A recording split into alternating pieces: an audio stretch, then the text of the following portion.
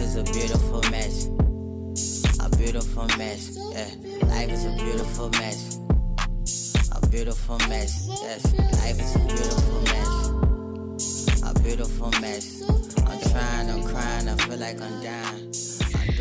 All right, so we are Stacy and Melissa, and this is Being Human and Other Shit. And first off, before we kick it off with the beautiful Heather Vasquez, we just want to acknowledge that we're here today on the ancestral homelands of the Nisenan people. We acknowledge them as the past, present, and future caretakers of this land. And today we are joined by a familiar face to some if you participated in our spiritual triathlon in March. Or you've been going to her for like 8 years. Or you're Stacy and you've been going to her for 8 years. This is Heather Vasquez, and she is a spiritual consultant. And I don't know if you want to introduce her. You know her on a more personal level. So I've been working with Heather for, I think, probably like 8 years now, right? Like I moved here. Somewhere around there, yeah. Yeah, and we have a mutual friend. I had a coworker that I was going through some shit, and she recommended Heather to me. And Heather has been instrumental for me in having some breakthroughs, specifically with the passing of my dad and my grandma. When I came to her, I was a hot mess. And not even just the work you do, which will let you, I'm going to let you describe all that, but not even just the work you do, but just who you are, you know? I think we were just talking about like our former gangster life and just like getting along on just, you know, meeting and getting along on like a bad bitch level. So that's been super helpful to be able to talk to somebody who you go in and talk to, and you're not going in there and expecting this like stuffy situation. It really is like talking to your homegirl and she's helping you at the same time. So I wanted to really be clear about that because I think people think when you do these things, you're going to like be in a room with like a weirdo, and there's like some stigma, you know, around when you say alternative therapies and the work you do, there's a stigma around like, oh, that's devil work, or that's this and this. And it's like, no, it's so far from the truth. So let me clear up. She's still in a room with a weirdo. Actually, I am the weirdo. I know, that's what I'm saying. And so really today's topic is alternative therapies. So if you are comfortable, Heather, just jumping in and kind of sharing your story, your backstory, what led you into like down this path. Yeah. So, you know, like Stacey said, my former gangster life. So, you know, I was born really empathic, you know, really paying attention and being very sensitive to people's moods and energies. And, you know, what people maybe would refer to as psychic or clairvoyant. And I do believe that every single person on the planet has the abilities, you know, to be empathic and to pay attention to these more subtle layers of how we all interact and exist together on the planet. But I just was born dropping in, remembering all of that type of stuff. So growing up, I was really sensitive to everyone around me, and being an empath, meaning that if somebody else was having a certain experience or feeling or response or a reaction to something, I was literally like reliving their experience through my body. So it wasn't fun. And I grew up with a pretty rough upbringing, you know, like she said, you know, like gangsters, drive-by shooters, just, you know, it was rough. And my parents moved us out to Folsom to kind of try to like separate us, but then they would take us back there all the time, so it really didn't work out. And so you know, growing up, it was hard having all of those gifts and not knowing what to do with them, not understanding why I had them. Growing up in a really kind of you know, like traditional Mexican Catholic household, this was like, oh, that's outside of our realm of what we believe, and so my parents really didn't know what to do with it. So, and they, you know, when I would tell them things, like I would have dreams that people were going to pass away and then they would actually die, or I would have a vision that someone had just gotten into a car accident, and then we would get the phone call that that person got into the car accident. Your parents are probably like, yeah. Well, yeah. I'm sure people like consider it like witch work, right? Like, yeah, like it was voodoo or influenced by the devil, or the devil was the one giving me the visions or whatever. And it was interesting because my dad's sister was very similar when she was little. So my dad said, we don't know really what to do with you, but call my sister because she had those experiences. But my grandma used to smack her, you know, and kind of give her one for expressing it. So I called her when I was about 12 or 13. And, you know, she just told me that it wasn't bad, you know, that I should know that it was a gift from spirit, and that it was there to help me and help others. And I was just going to have to figure that out. So that was really like something that I kind of like held on to. But growing up, it was so much that, I did turn to drugs and alcohol at a super young age to cope with, I had a lot of trauma growing up. So there was that part, but also just to like turn it off. I was like, I can't deal with this. And then long story short, I got sober at 25. And at that point, when I got sober and, got clear and reconnected to like a higher power, of course, all my gifts started clicking back on. Mm-hmm. And I was like, so I was really pressed with this choice of like, I felt like I didn't really have a choice to figure it out because I couldn't blot it out anymore with anything. And the longer I stayed sober, the more intense my gifts got. So, at that time when it got really intense, I was scared to tell 2 people about it. I thought my husband at the time was going to like 5150 me if I told him. Might have been kind of fun. And then actually my mom's sister, I had another aunt who I'm super close to who actually lives up here with me in Nevada City. I had called her and because I knew she had begun to really follow her spiritual path and follow going into her gifts and becoming a healer. And she would talk to me about that from time to time. So I kind of reached out to her for some help, like, man, I don't know what to do. And so she suggested that, I kind of start asking and saying some prayers. So I asked Spirit, like, hey, look, if you want me to do something with these gifts, like, you got to send me a teacher. You got to send me somebody, or like, I'm about to go to the psychiatrist and just like, I'm about to numb this. Like, yeah. And it was interesting, I was in yoga, I was meditating. I kind of like, it was like this wheel was spinning with like little heads on it, and this like woman came to my mind. And it was interesting because I knew her, but I also knew she didn't really like me that much. And so I was like, what? Like, how can it be her? And like, how am I supposed to call her and be like, what up? Like, God said, you're supposed to help me talk to dead people, like I did not even know what to do. But at that point, I'd been sober for probably 5 years, I think. I had, had learned to really strongly hone in my intuition quite a bit. And at that point, I had already realized that when I just listened to that inner voice, whether it made sense to anyone else or not, things always seemed to work out. So I thought, I'm just going to trust it and I'm just going to contact her and like, whatever. So I contact her. I end up going to this meeting she has at her house. It was a women's meeting and people got together and shared their lives. This is what a friend told me. And at the time, I really wasn't the most friendly, open-hearted, loving type of person. I was like, that sounds terrible. I don't want to sit in a room with a bunch of women and be vulnerable. Like, that doesn't sound like a good time. Yeah. But I went and, I sat down and she introduced the group and I still didn't have any clue what she was doing. And then she said, I'm going to have each person go around the room and tell their waking up story because Heather's new. And I landed in the middle of a room of about 20 women in their 50s and 60s who had been on a healing path for 10 to 20 years each. I like hit the jackpot of like mentorship. And I just sat there and cried because within each person, they were all telling an aspect of my story of growing up, being empathic, knowing what energy was, understanding and feeling other people's subconscious thoughts and belief systems, so here I was in this whole room of people mirroring back to me who I was, and I felt safe and comfortable for the first time, in a long time, and that I wasn't nuts. It must have been so freeing. Yeah. It really was so freeing. It was so exciting. And it was interesting because her energy just shifted and she immediately embraced me. And she was like my very first mentor. And it was, really fabulous. And so I really got on this path, like I said, just to hone in on like, what do I do with all these gifts all day long so they're not distracting me? Because when I was little, I could be in the grocery store and I could be like, oh, your father passed away when you were 6.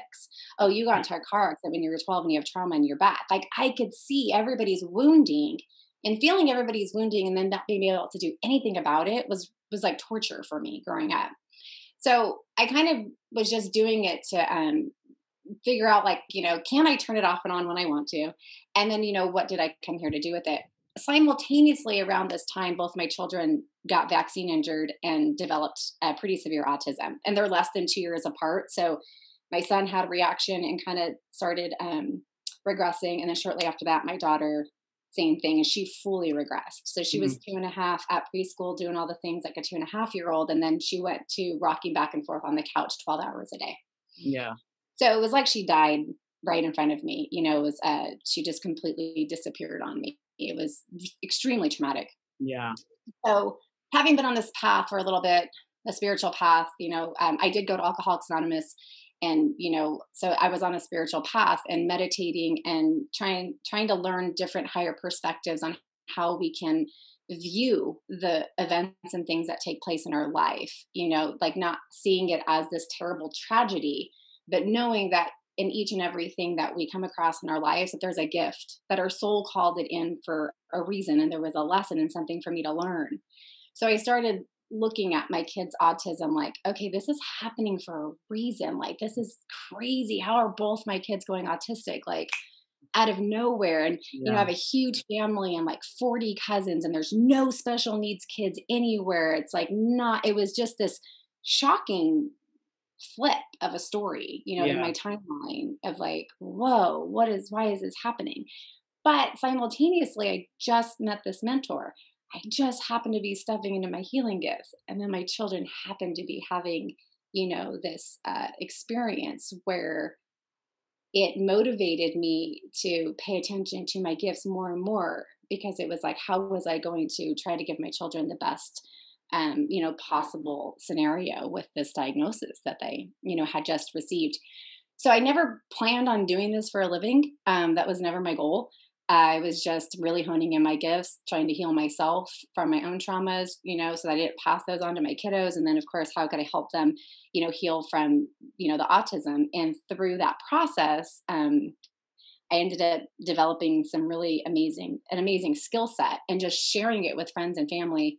And then sooner or later, one of my girlfriends, I'd been working with her. She was like, you are like dramatically changing my life. And I feel like I need to give you a gift. I need to give you something back. And I'm like, no, like, this is just what I'm doing. I'm just practicing and, I'm just living my life. Like, I don't need anything in return. I love you.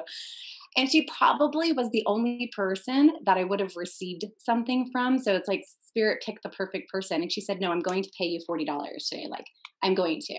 And it was like, I loved her so much. And that was going to make her happy to give me the $40. Yeah. So I was like, sure, give me the $40. And then she told somebody, hey, go to her. She charges $40. And then all of a sudden, $40. Yeah. You're like, actually, I charge $60. Well, at the time I was like, oh, this is fun. Just fun little extra money on the side. I was a stay-at-home mama trying to do therapy with my kids. And then one girl was like, dude, that was worth way more than $40. I'm giving you 70. And then somebody was like, I'm giving you 100. And then I was like, what? Like, what's happening in the world? So then I had a lot of people coming to my home, and with my kids being very energetically sensitive, it was like having all other people's energies in my home and having to clear it out. And I was like, I can't keep doing this out of my living room. So I asked Spirit, I was like, hey, look, if you want me to do this for a living, you find me a place to work, because I don't have time. I got 2 autistic kids, and I did all my own therapy at home for them myself. And I was rocked out busy. And 3 days later, a girl called me and said, hey, I heard you're a phenomenal healer. She was friends with some people in that original circle that I went to. She had never gotten healing from me. And she was like, I have this studio. You can come rent it out for $10 an hour. So I didn't have to pay a monthly rent. I only had to pay when I had clients, and it was only $10. And I was like, who does that? That was the first studio I went to see you. I remember I was like, where the hell is this place? Like, it was so cute. There's a red doorknob. Yeah. They were old horse stables. Yeah. So oh, wow. The energy in there cool. were really cool. Yeah. And then, I don't know, and then I just 3-6 months working there, she told me, she's like, I don't think I'm supposed to do this for a living. She's like, I think I made this whole place for you. And she gave me her whole studio and her entire client book. And I was like, what?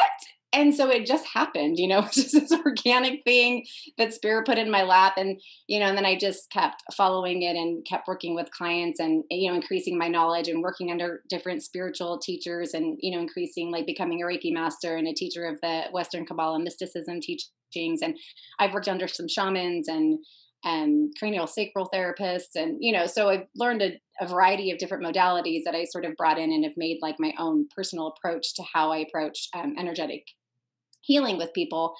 So it all just sort of, was an organic thing. And I love it. And I feel super grateful because, having those gifts now is the most fulfilling thing I could ever imagine doing for a living. So it was like this curse for such a long time.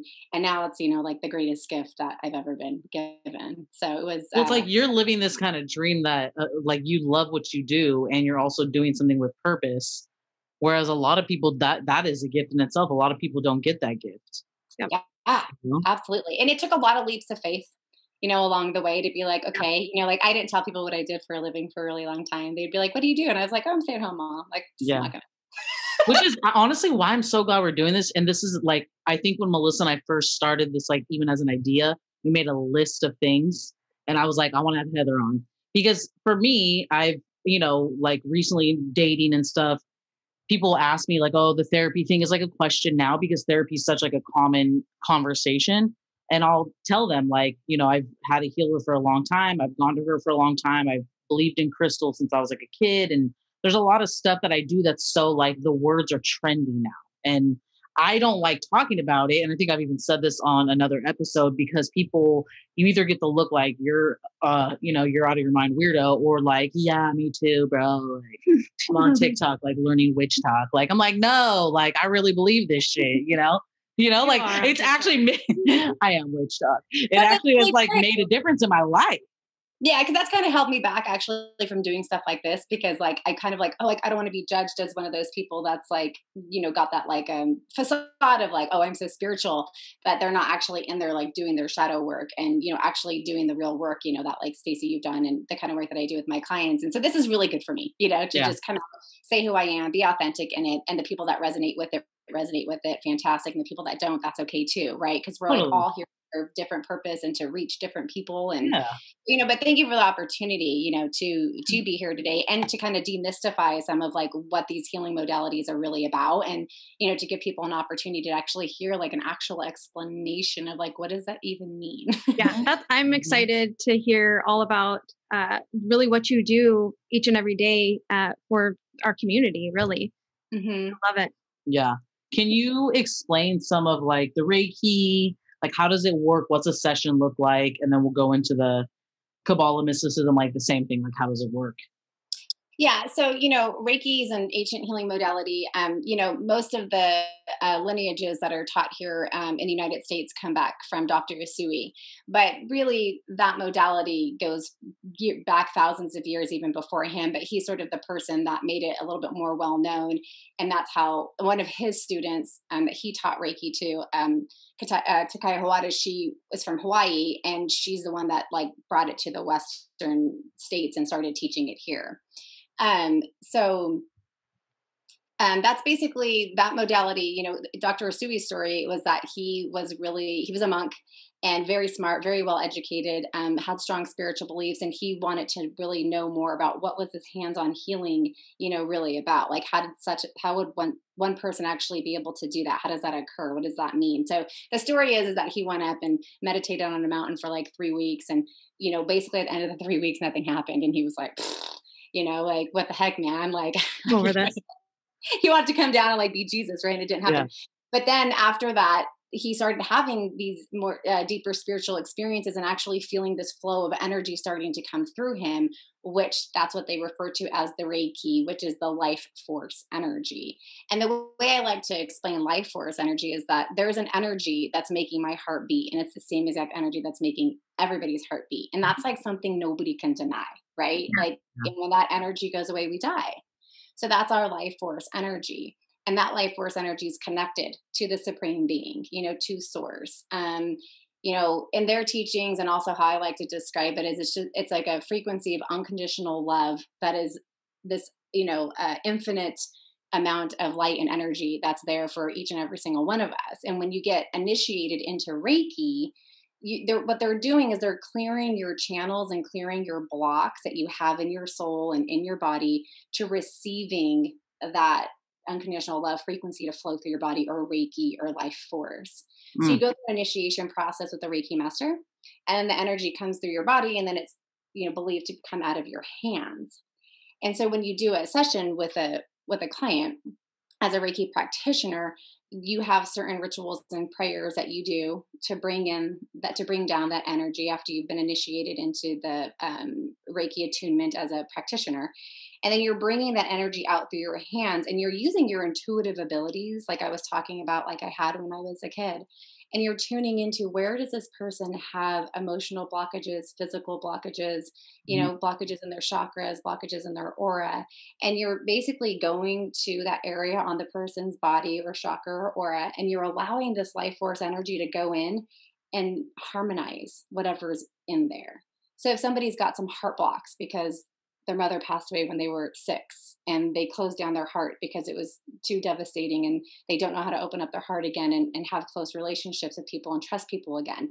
As a practitioner, you're going to go through and you're going to find this sticky part, where their heart chakra is. And you might, and I mean, for me, like I would see 6 years old, mom passed away, heart block, and then I would say to the client, like, I'm getting at 6 years old, something, tragic happened. And they would most likely, yeah, my mom passed away at 6 years old, and then I would talk to them and help them, maybe express some emotions and things that they haven't been able to in the past. And as I'm doing that, that life force energy is in there bringing healing to the heart chakra. And when we say healing, Mother Mary came to me once and said, I don't like to use the word, I didn't want to call myself a healer on my business card, which is why I have spiritual consultant, because she said, healing implies that there was something broken, that there was something wrong. And there's nothing wrong with any of us. And none of us are actually ever broken. We're just taking something from one state and transmuting it into another. So we were, for the heart chakra example, it's like helping that heart chakra grow from being closed to feeling safe so it can open and share in love, giving and receiving love again. Yeah. So, that's it. So a typical Reiki session, traditionally, there's certain amount of poses, that you would do with the client. And a traditional Reiki session was you would go through each one of those hand positions. And then as you level up, there's Reiki 1, Reiki 2, and Reiki 3 practitioners, and there's a Reiki master. You really just start being guided by your intuition, and you kind of go to wherever the client, needs help. And then sometimes a client might come in and say, I'm having stomach issues, or I'm afraid of flying on a plane, or have anxiety before I go to the dentist, or I keep reliving a trauma, that I had when somebody broke into my house when I was 10 years old, and I'm constantly afraid and can't be home by myself. So sometimes people will come in with a specific issue that they want help with. And then, spirit guides the practitioner on where to go, where to work, and then what to do with it. Yeah. Or there'll be me that'll come in and be like, hold on, let me pull out my scroll of shit that I need you to help me with. And then Heather's like, what happened to you when you were 12? And I'm like, oh shit, I really wasn't on here. Yeah, hey, I wasn't going to cover that. No, but like I feel like there's stuff that when I've worked with you that you've been like, you were this and this. And I'm like, damn, like she pinpointed that exactly. Like the not feeling safe. And we were specifically talking about an ex, and you're like, this person came into your life and took you out of a situation you didn't want to be in, and like was your, a caretaker in a past life, made you feel safe. Mm-hmm. And that is exactly how I describe that ex. That person made me feel safe.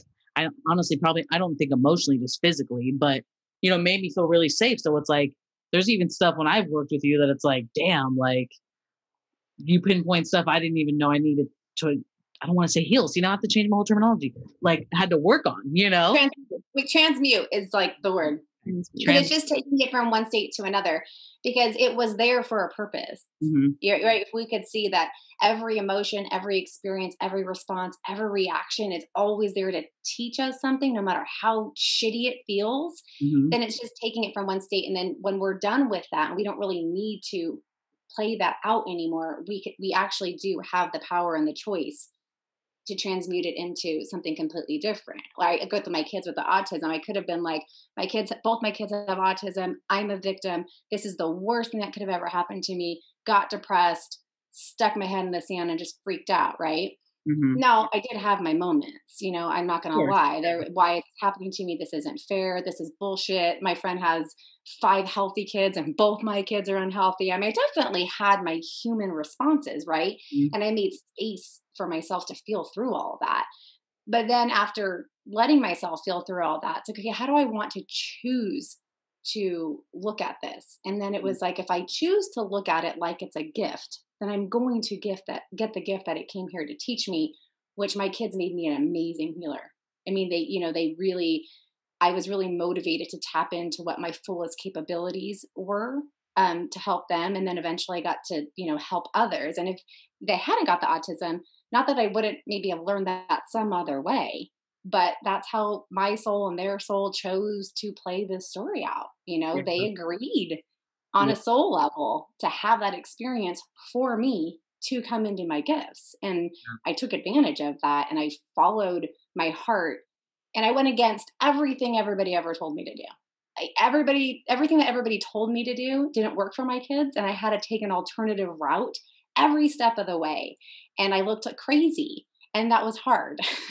Well, I mean, that's called being a bad bitch, real talk, right? So I really want to, if you're okay with it, I want to kind of explore this road for a minute, because I'm interested in it. Very curious about this. I am very curious. What kind of controversy comes up for you, if any, when you, I would imagine from the community, by saying my kids once were autistic, or that you've healed them, what kind of controversy do you see? Well, yeah, because some people think that once a kid has autism, they have autism, and it's like this death sentence, and that's it. And that's what I was told by, the psychiatrist. I was working with a nonprofit at the time in Sacramento. I was actually on the board of directors, and I was a parent mentor. And when I started choosing these alternative therapies and going in that direction, I mean, they urged me strongly, no, you're believing in make believe, that's not a thing. You're going to harm your kids. You're not giving them what's best. And, I really had to just hone in and listen to my own gut with that, and just, go towards what, I believed was true for myself. But I was telling Stacey actually right before we started recording that I actually did lose my whole entire community at the time, because everybody thought I was out of my mind. And I was actually asked to step down from the board of directors on the nonprofit, because they didn't want me to falsely influence other families in taking a bad route for their children. So it was really hefty for me. It was really hard. I loved being a parent mentor. I loved being part of that community. But they all thought that I was out of my mind to think that you could actually, take a child with such a severe diagnosis and then, believe that they could be, they definitely believed that there was improvements, but they also believed that there was only one way to get to those improvements. And it was only ABA. And that was the only thing that worked. And I was more of on the flavor of, why don't we inform parents, give them all their options, and then teach the parent to listen to themselves, and teach the parent to choose what would be the best fit for their child. But they didn't like that approach.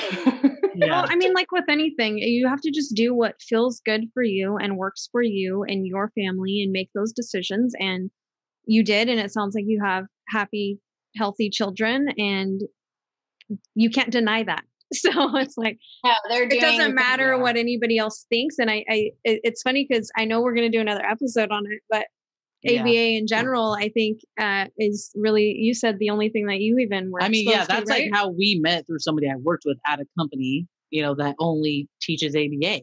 And the people I worked with, and, somebody we're hoping to have on, they're diehard true blue ABA.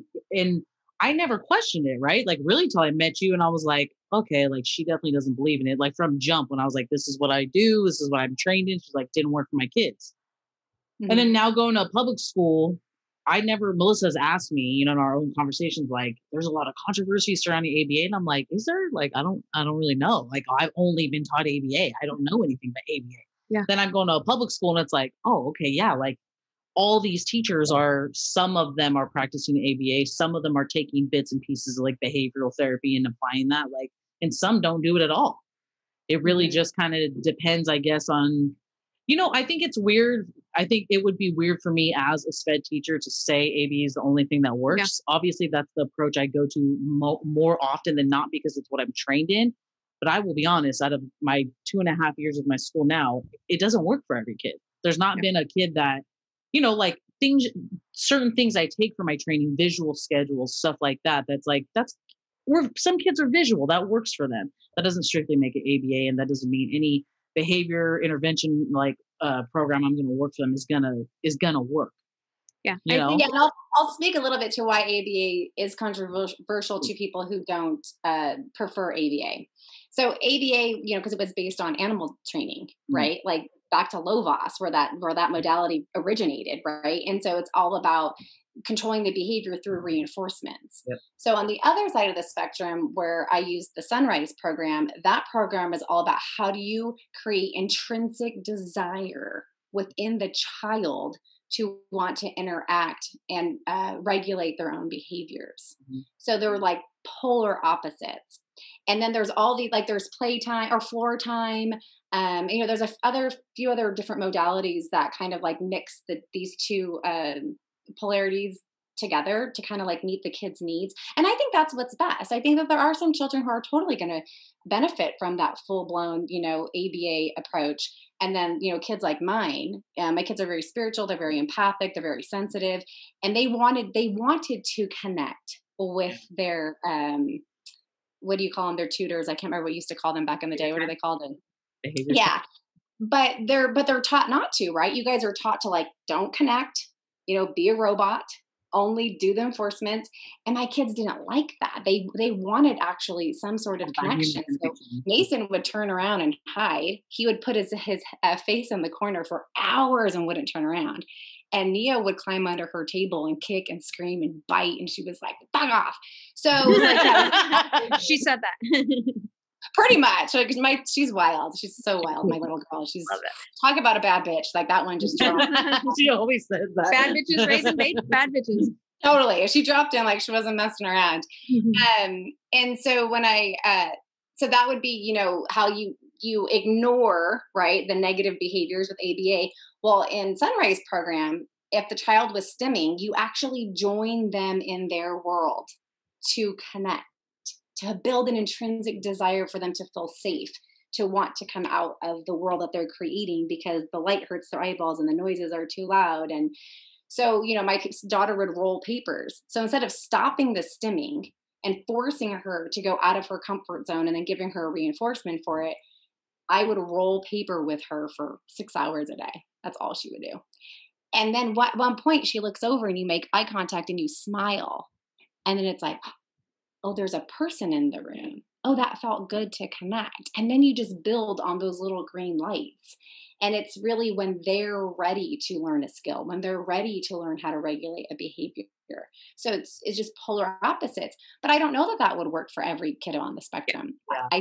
I do think that the best approach is educating and giving people access to everything that's out there, and then really, empowering the parents. And that's what I used to do when I was a mentor, is empower the parents to know what their truth was for their child, to not let the teacher, the psychiatrist, the BCBA, don't let everyone else tell you what to do with your child. Like, your child, like Spirit gave you your child for a reason. Like, you're there to guide it. Because if I would have listened to what the experts told me, I think my kids would still be in special education classes.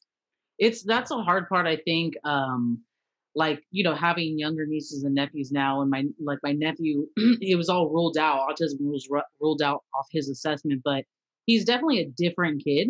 He likes what he likes, and he wants to do his thing. And we're all in my family. We always say like we're all kind of weird. I mean, you obviously know my sister; she's a super weirdo. Like that's just how we roll. And so I get nervous. This is Auntie. Like I don't want him to go to a school and some like asshole fucker like breaks his spirit, because he wants to like do his thing and he doesn't want to do what everybody else wants to do. That makes me nervous. And I will also there's more and more kids that are dropping in that way to break down our social and like our conditioning that we have about how things should be and how you should act. Conditioning is the perfect word too. And I think I will say for my training, I'm super grateful for the place I started because they were big on generalization, which is a huge part of why people don't like ABA. It's like you're creating robots, it's animal training. And they were so big on generalization and us being trained on how to generalize certain skills and not just always reading the same way and doing the same thing. And also my old director, which that's who we're hoping to get on, she's the first one. I was raised in survival mode. I wasn't raised to thrive. My mom did the best she could.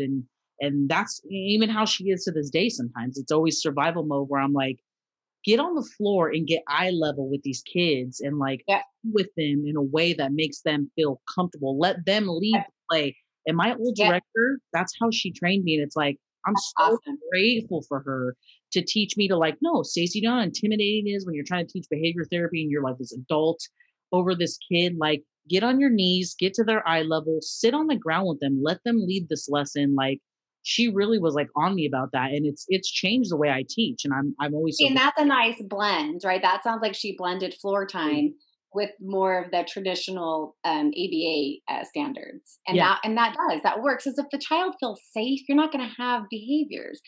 Children are acting out and biting and kicking because they can't communicate and they're not safe.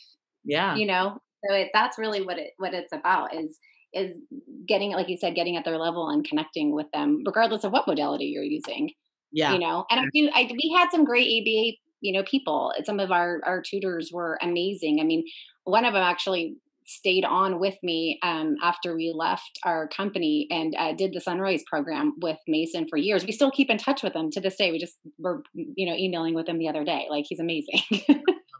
I love that. I mean, that's the power of education and connection, I think, you know. I think it's just opening people's minds to more than just one path, one road. It's like with psychotherapy, with any type of therapies, there's more than one approach to it. And so I think we just need to meet that with kindness and understanding, and, you know, do what feels good to you and is right for you and your family. Well, we have to think about, we're sitting here talking about like making all these kids comfortable. A lot of these adults that are uncomfortable with the state of our world, the state of, you know, all the backlash and everything, you know, the aftermath of the last administration, like, these are a bunch of scared people that were scared little kids that are like, this is the way I taught.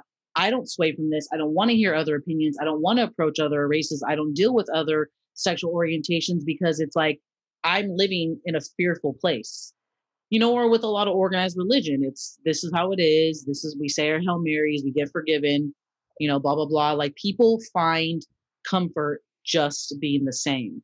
And so that was the thing that I really loved about the Sunrise program, is that when I went to there, because, you know, with ABA and everything, it's all about the kid, but where was the support for the parents? Where was the support for us digesting that we had these children with these special needs that we had no idea what to do with? You know, how are you supposed to help them? You're dealing with kids having 3.5-hour fits and biting you because they can't have popcorn for breakfast. They have other kids in the house, not right? Just you know, so overwhelming. And what I loved about that program is the first 3 days of that program was just parents processing with other parents. There were 70 of us from like 15 different countries, and it was facilitated, and we all got to cry and grieve and talk about, you know, that you don't expect to have a special needs child, and then you do, and how overwhelming that was. And they didn't even begin to teach us how to work with our kids until they actually gave us, like you said, we got to work through our fears, our insecurities, our inadequacies, how it made us feel to have special needs kids, you know, the judgments of the public. And I remember taking my Mason to the grocery store, and,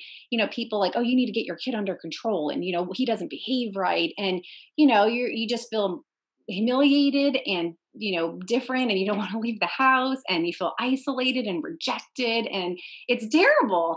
And so so that's exactly what you're saying, is like, how could I show up for my kid if I hadn't dealt with all of my fear and my responses to the diagnosis? Yeah. And then I imagine there's like this guilt of, why am I even focused on my own emotions and my own feelings toward this, when it's like, it's your child that's going to be navigating this world. But it's like, your feelings are still valid, and it still matters. And I love that, you know, you got to connect with this community of people that were navigating a similar path as you. And that's awesome. And now you get to share those stories with other people. So there's more than that's great that you brought that up too, about having the guilt, because I didn't think I deserved to have my own experience or my own feelings around it. Cause it's like, oh my God, my poor child's the one that, you know, his eyes are hurting because the light's on, or because somebody flushed a toilet, he's shaking and having a panic attack, or somebody honked the horn on the side of the street, and now he doesn't want to leave the house. Like, he's the one having this big scary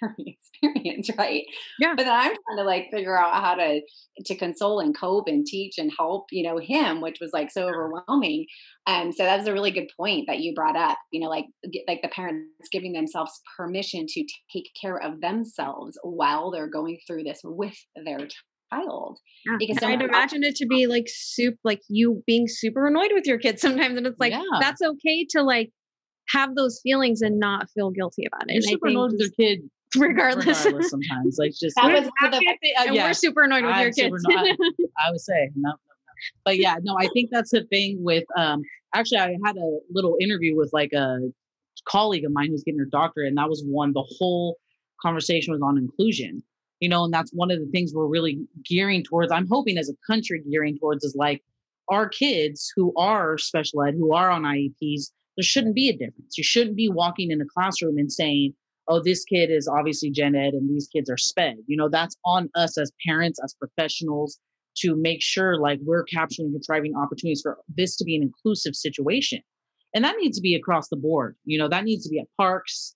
Like as humans in general, we need to be better about, introducing families who have special kids who are special needs, not just staying with other families who have kids that are special needs. Like accommodating your friends' kids if, they have sensory stuff going on. It's like, it doesn't take much to turn your fucking light down. Yeah. Or, or make a calm down corner in your house for your kid. Or for your friend's kid. It's not that hard, You need to calm down. Yeah, because we got very passionate about this. What's that? Totally, yeah. Because I was going to say we got turned down by 12 preschools. I was trying to look for a preschool to put Mason in because he was doing so good. The special ed preschool was not quite meeting his needs, and so I was trying to look for a preschool that would allow him to come with an aide. 12 schools told us no. Wow. And I was devastated. I felt so rejected, and just where was my little guy supposed to go? He didn't quite fit in with the special needs kids. He didn't quite fit in with like the typical neurotypical kids. And it was like, what was I going to do? And it ended up working out. We ended up finding this beautiful Playhouse preschool in downtown Sacramento, in East Sac and Elmhurst. And the woman was amazing. She didn't have any experience with autism whatsoever. She fell in love with Mason, and she like learned everything she possibly could to help him. And it was the cutest thing ever. And her staff just jumped on board, and we're still friends with those teachers and kids still talk to them. Yeah. So we ended up finally, finding the perfect place that was willing to be educated. That's what it is. She said, sure, I'm open. She said, I don't know if I can meet their needs, but I'll do whatever I can. And then she was so happy about it. And then she actually became a school that was on a referral list for kids to go to preschool who needed an aide. So she ended up like changing the whole community because we ended up going there and talking to her about it and asking her if she would, just be willing to try it out, do something different, and she was. And so that's really all it's about, right? Is educating people. Because we get scared because we're uninformed and we don't understand it. And it's outside what you were just talking about. Yeah. Well, that's literally why we do this, right? Like, I mean, just in this 30 minutes we've been talking, and it's like, I'm over here saying healer, not thinking about like, okay, well, maybe like from what you said, I'm going to change the way I approach that whole thing. And Melissa and I want to get on here. We want to educate people, and we want people to learn, but also we're learning. Absolutely. I was contemplating just yesterday as I was preparing for today, and I was just thinking, God, like every episode, and we've only done like 6 or 7, maybe six so far. This might be our 6th.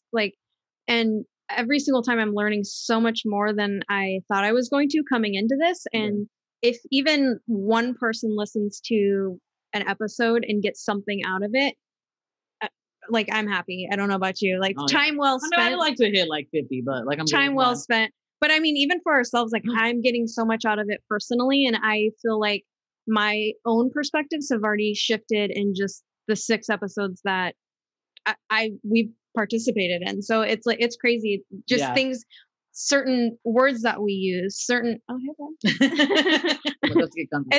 it's just crazy. And I'm excited. And I know that we still say ignorant things and we do ignorant things. And that's because we are humans. And that's why the show is called Being Human and Other Shit. Like, but we have to own those. And shout out to the lovely preschool teacher that was like, I don't know, but I'm going to try. Like, that's all we need. We just need more humans that are like, I'm not sure, but I can meet you where you are. And let's see if we can like navigate this, rocky path together. And it's like, that's all we need. That's we just like literally have this whole business. That's what we need. So that's honestly, that's like a common theme amongst every episode.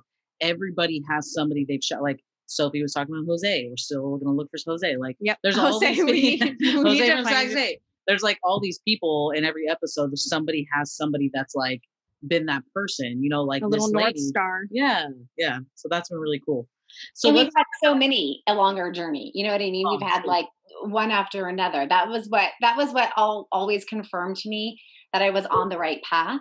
is that there would just be these people that were totally willing to go outside of everything they knew to help us. And it was like, all right, I'm on the right path, because like Spirit's like sending me these amazing individuals or these amazing people.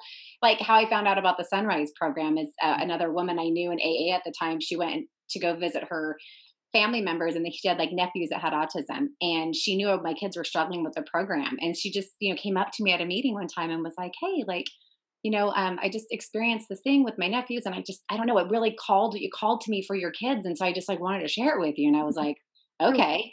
And, I looked it up, and it was so interesting. My other really good friend that we were on the nonprofit together, I was telling her I was going to New York, and she's like, well, I'm going to New York this weekend. And I knew, I was like, oh my God, that bitch is going to Sunrise. Anybody.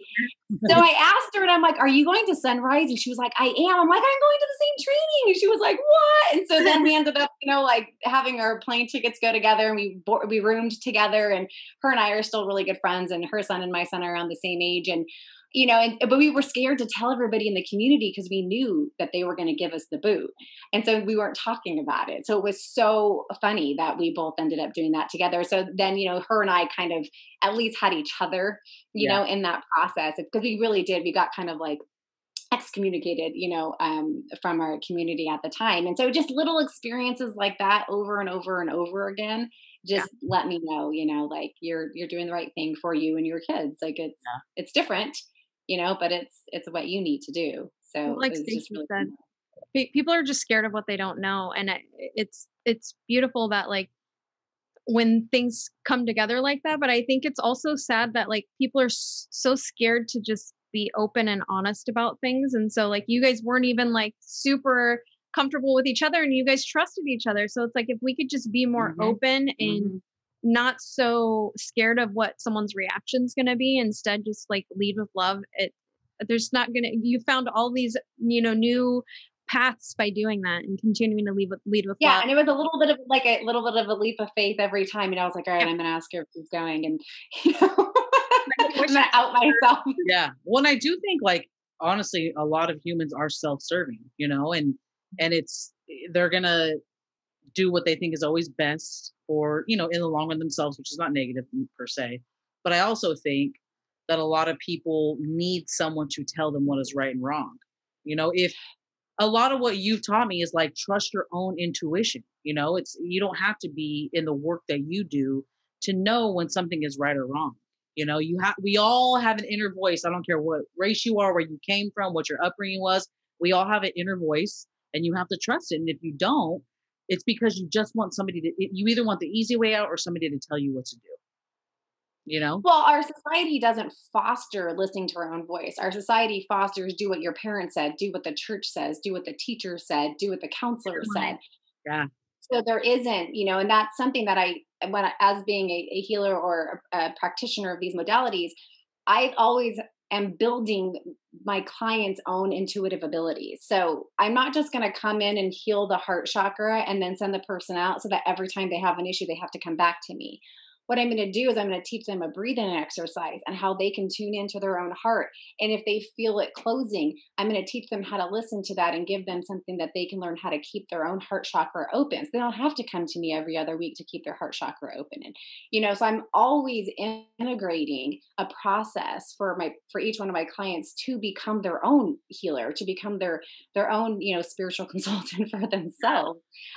Because it's great, it's like I get waves of people who come and they have to see me every other week for like a year. And then all of a sudden they're seeing me every 3 months, and then every 6 months, and then a couple times a year. And then now they just kind of call me when they got something big that pops up, because over the time of seeing me, they've developed this humongous spiritual toolbox, and they have things that they can do to tune in, to listen to that inner voice. How do they, actually, I'm going to be doing some online classes soon, and actually finally writing a book about, it's finally all happening. It's been forever, to really lay out, this process, and to give people like a blueprint, like a format of like, okay, so I've got this issue. I have this awareness, something isn't working for me, but then where do you go from there? You know, and not that cognitive behavioral therapy is a bad thing, but it's only going to hit the cognitive behavioral aspect of yourself. But what about your subconscious? What about your inner child? What about your akashic, your soul, like the different incarnations, the wounding that you're carrying in from other lives? What about your generational and ancestral patterning that's been passed down in the womb, you know, from patterns that your mom didn't know how to heal and clear? And then those are automatically just passed on to you. And then what all the inner child experiences you have, right? So we've got all these different layers and aspects of our soul that seem unseen, but they're literally making all of our decisions all day long. Yeah. It's so crazy. When I feel like that's the path that you and I have been on, literally, like I was going to all the time, and then it's like slowly slow down, slowly slow down. And then my, my grandma passed away, and that basically like, I personally felt like knocked all the work I've done with you and traditional therapists and just, threw me for a loop. And I remember going to you and you being like, you basically just had your security blanket like pulled out from underneath you. And I was also going through losing a friendship, and it was the same with that. It's like these two people that were like my footing, I basically got pushed over. And I think that's, kind of transitioning into that. I think that we keep talking about tools. That's been also another common theme with our other episodes we've done. Like people can use you as a tool in your toolbox with traditional therapy, with, working out, with whatever their other things are that help them. It's not one way and that's it. No, and I was also going to bring up like some other, we were talking about Reiki, and then you were like asking questions too about like the mysticism. Yeah. The mysticism school, basically, like any mystic teaching, just refers to teachings prior to organized religion, right? So there were shamanistic ways and ancient druid ways, and ways of all these ancient societies and how they addressed the human experience, and that's what those mystic teachings are. And mine happen to be the Western Hermetic mysteries, which come from King Solomon teachings, where he gathered a bunch of different modalities from all around the world and kind of blended them together. So it's a really interesting, unique modality to learn because it's got these aspects of these ancient healings from all over the world. Yeah. And so as I learned those, and now I do teach those healing modalities, that blueprint that I just described about how to approach the soul, those are those mysticism teachings. So that blueprint came from those teachings of like how to approach the soul. How do we really, allow someone to free themselves of these traumas that they've been carrying around their souls, for like 10,000 years. And we come and we reincarnate and we repeat some of these same stories. So they're really deeply rooted. That's why somebody can be in therapy for 5 years and then nothing really shifts. They might feel a little bit better, but nothing's really shifted. We just talked about this. And so a lot of people, when they get done with the first session with me, will say, my God, I feel like I got more done in an hour and a half with you than I did 7 years of therapy. That's a common thing I hear all the time. And again, cognitive behavioral therapy is necessary. It's a beautiful first step, because you at least have to be conscious of what's going on and understand your behaviors and your reactions and why you're perceiving things the way you're perceiving. So totally necessary, like Stacey was saying, part of a whole process. And then some of the other therapies, I don't know if you guys are familiar with like EMDR or brain spotting and these comprehensive model. The EMDR, the tapping? Where it's bilateral and you're connecting the right and left hemispheres of your brain to access where you're carrying the trauma, and it's getting to the midbrain and getting to where you're carrying it, like more like in your cellular memory. Mm-hmm. And brain spotting works very similarly. And then the comprehensive resource model is almost blending like the brain spotting actually with shamanistic energy healing modalities like I do. And it's beautiful because it's bringing it to the therapy world.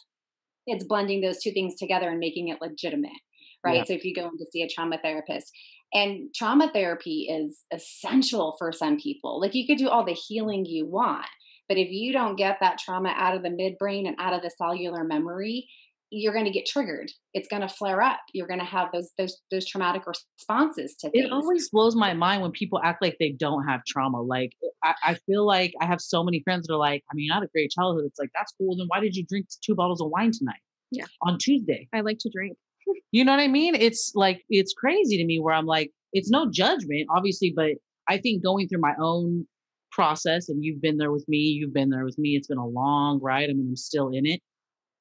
it's challenging to sit back sometimes and watch people and just be like, man, like I know you're going through it.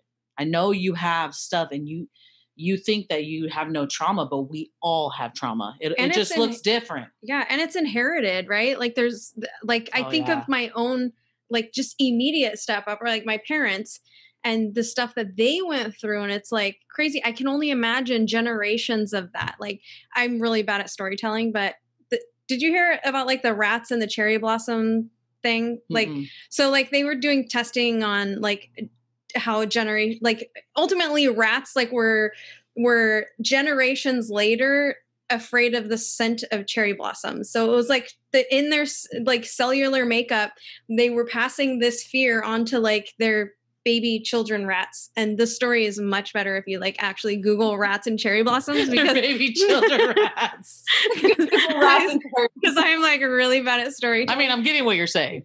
That's a good storyteller. You catching what I'm throwing out? I'm picking up what you're putting out. Okay.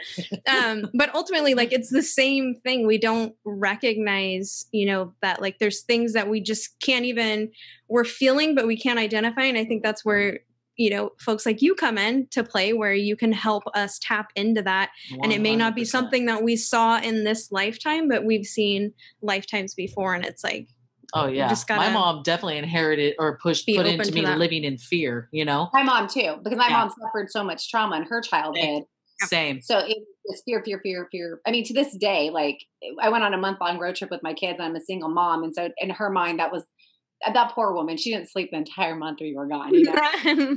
My sister's like, oh my gosh, I've had to listen to mom. And like, she just lists off every possible thing that could happen to you every single day. And I'm like, and this is why I didn't call my mom not once on the trip. I'm like, I'm just going to enjoy myself. I'm trying to welcome any of that into what I'm doing. I'm having a fabulous time. But, like that she had to live in that constant, something's going to hunt me down mode. But then our childhoods were kind of like that too. I mean, I was put in a ton of really not safe situations. Yeah. So she was, kind of handing me down, instead of removing me from the situation where I was being hunted, she was like, just stay full of fear. You might be hunted, right? And you're like, which is the best, again, the best that they know how to do, for sure. And that takes some unwiring, and then you got to get it out of your nervous system. Yeah.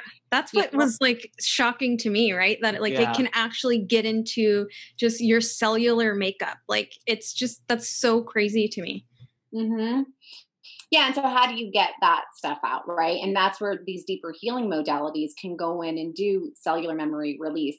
And I used to do a lot of trauma release and, work with the nervous system and the midbrain. And then that got overwhelming for me. I did trauma clients for years. And so now what I do is I still do all the energetic work, with the inner child and the Akashic records. And so I still do some cellular memory stuff, subconscious belief systems. I mean, that's really the big motherfucker in the background. That's just, can we do a whole nother episode on that? Shit. Totally. Because that's yeah, and I can actually talk about some that give people tools, on that one, on exactly how do you access your own subconscious.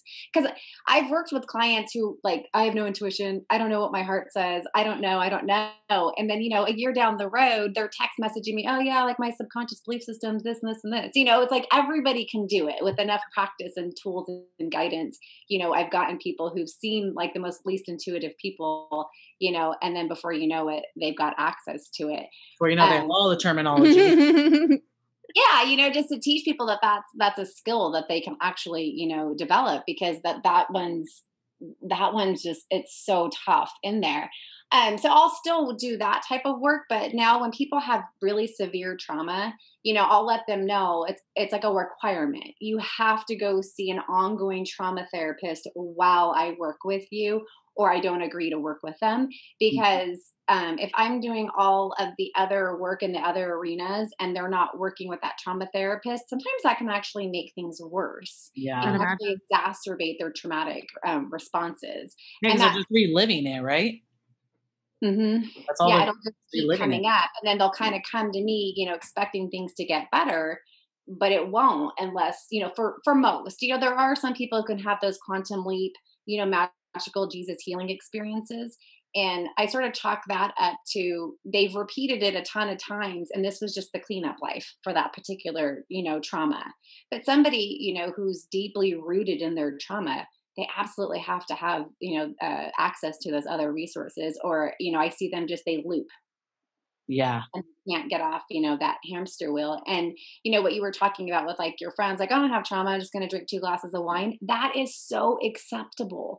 We have legitimately accepted that it's okay to be traumatized out and mentally ill and to self-medicate. Overworked, underpaid. We're just normalizing it. Like, it's everything's normalized. That's why people don't recognize that they have trauma, right? Because we're so conditioned, and it's like so normalized that we're just like functioning like this, Absolutely. It's work harder, get a better house, get a better car, get in better shape, get the boyfriend, get the girlfriend, go on the vacation, just distract. Yeah. All cool. Yeah.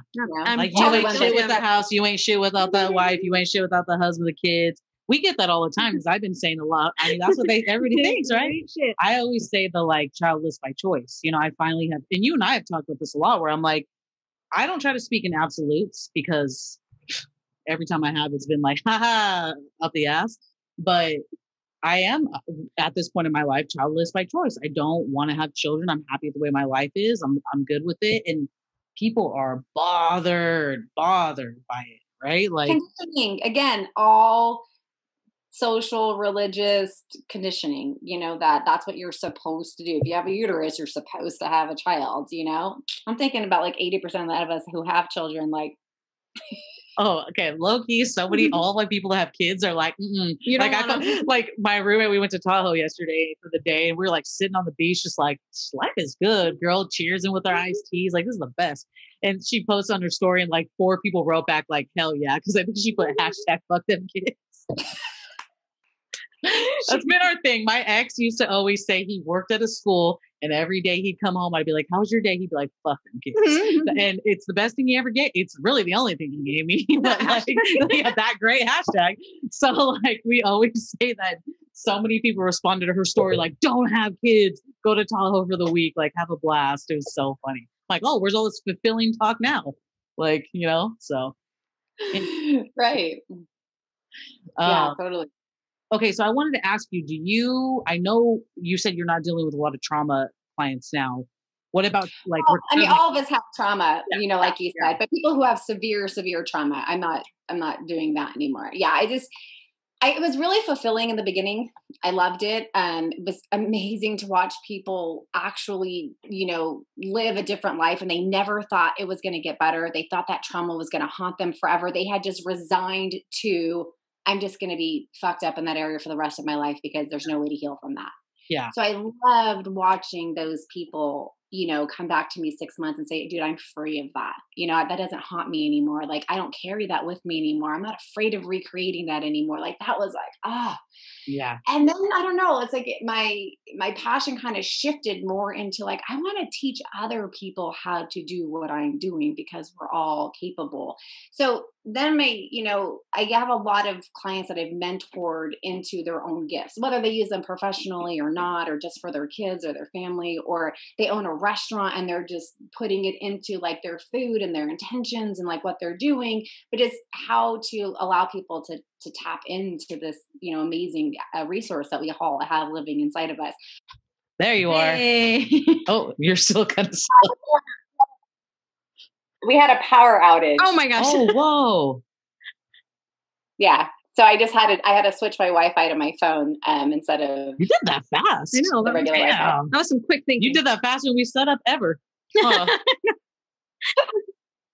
Okay, so I want to ask you a question about, well, one thing I remember, I've been pretty open about, addiction being pretty rampant in my family. And I remember specifically talking with you about methamphetamine, and you saying like, this still haunts me. And I've asked family members that you've never seen like entities attached to people like it has with meth. Do you being in recovery yourself, do you deal with a lot of people that are in recovery? Like, is that like a large portion of your client base? Well, I definitely was in the beginning because I was in AA at the time. So I was like, hey, who wants free healing? Yeah. Me. And then, of course, so many people who have addiction issues, we all have trauma, right? I mean, it's rare that you get somebody who turns into an alcoholic and a drug addict if they didn't have like some pretty good amount of trauma in there, right? Yeah. So yeah, that was a big, huge client base for a long time. And I still work with quite a few people in recovery for sure. You know, and meth is like a special drug. I don't know. You know, I think it's a vibration thing, right? You know how we all know that like eating vegetables is a higher vibration thing for us to do, and drinking alcohol is a lower vibration thing for us to do. Meth just seems to be on the lowest frequency. And so it like opens up our souls to these really fear-based, darker energies.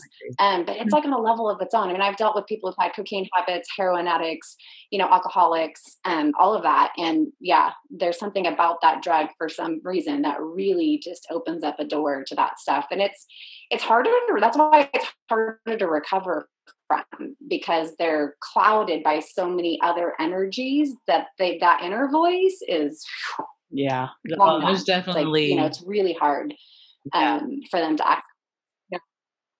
Yeah, that's, I mean, when you told me that, I immediately pictured that scene from Ghost. You know what? Remember the movie Ghost with Demi Moore? I love that movie, but what are you talking about? When the guy dies and all the little like spirits go at him. I immediately, when she told me that, I remember thinking in my head, like, I wonder if she knows I'm literally thinking about Demi Moore and in Ghost right now, because I immediately visualized that and I was like, that shit is true though. Like, you're like, are you seeing? Yeah. No, it's funny. Because actually, it's funny because the people who would come to me, they would all tell me that there were shadow people. Told you. Yeah. And that's when I started like, oh yeah, like there actually are, like, and every meth addict I know has told me about the shadow people because they think they're crazy. That's crazy. So, when she told me that, I was freaking like, yeah, I asked my family member that, like, that's exactly it. And that person still struggles with inner voice issues and it's not like on a schizophrenia level. It's more on a like inner voice telling you ain't shit constantly. You're not doing good enough. You're not good enough for this. You're not a good enough father. You're not a good enough blah, blah, blah. You know, it's a constant dialogue in their head. So I don't know. That's terrifying. Mm-hmm. Yeah. And I'll see him that way when I go in to heal. I actually just worked on somebody who I didn't know that he had a meth problem in the past, and I was working on his earth chakra, and I saw like a pile of needles. So I was like, hey, you know, were you a drug addict before? And he was like, oh yeah. He's like, I was sober for 11 years and then I recently relapsed and I just got sober for another year and a half. And I was like, oh, okay. So we started clearing all of that out of his earth chakra. And then when I got to his aura, it's the way that I'll see them, it's almost like black little worms, and they're just infiltrating the person's psyche, like nonstop, like any way they can. And I see those on other people, but with people who have been previous meth addicts, it's like more than I've ever seen on any other human being, just in that very first layer of their aura, and it's infiltrating their thought process. Wow, that's terrifying. That is terrifying, right? Well, do you have any, I feel like you answered we covered so much stuff. I appreciate you so much for taking time and teaching us. Yeah. I think you're breaking up a little bit, Heather. I said, I wish we could like full on see you. You're kind of like blipping in and out, but that was amazing. Yeah. Thank you so much for taking time. We appreciate everything that you taking time again. Yeah. And again in the future, because we're going to have you back on. Yeah. Well, I think we might have to end it. So we lost Heather.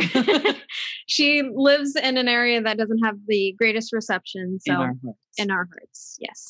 But we just want to thank her, and we will thank her in person, but we want to publicly thank her for spending a great amount of her personal time to educate us a little bit more on Reiki and the mysticism, and really just the controversy around stigma. Yeah.